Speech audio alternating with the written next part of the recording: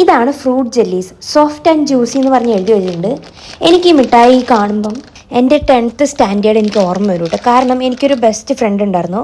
അവളുടെ പപ്പ ഗൾഫിലായിരുന്നു. അപ്പോൾ ഒരു വട്ടം വന്നപ്പം ഇങ്ങനത്തെ ഒരു മിഠായി, ഒരു പാക്കറ്റ് മിഠായി എനിക്ക് കൊണ്ടു തന്നു. അത് ഞാൻ ഒരിക്കലും മറക്കില്ല. അതിൻ്റെ ഒരു നല്ലൊരു മെമ്മറബിൾ ആയിട്ടുള്ളൊരു മൊമെൻറ്റ് തന്നെയായിരുന്നു.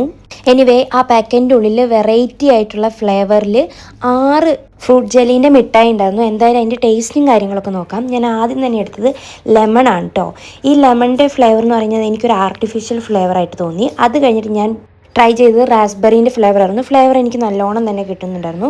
അത് കഴിഞ്ഞ് ഞാൻ ട്രൈ ചെയ്തത് ബ്ലാക്ക്ബെറിയാണ്. ബ്ലാക്ക്ബെറീൻ്റെ എനിക്ക് ഭയങ്കര ചവർപ്പ് ഫീൽ ചെയ്തു. മേ ബി ആ ഫ്രൂട്ടിൻ്റെ ടേസ്റ്റ് ശരിക്കും അത് തന്നെയാണ്, അതുകൊണ്ടായിരിക്കും. പിന്നെ ഞാൻ എടുത്തത് ഓറഞ്ച് ലെമൺ എന്ന് പറഞ്ഞിട്ടുള്ള ഒരു ഫ്ലേവറായിരുന്നു. ഇതെനിക്ക് ഇഷ്ടപ്പെട്ടു കേട്ടോ. അത് കഴിഞ്ഞിട്ട് ഞാൻ ട്രൈ ചെയ്തത് ഗ്രീൻ ആപ്പിളിൻ്റെ ആയിരുന്നു.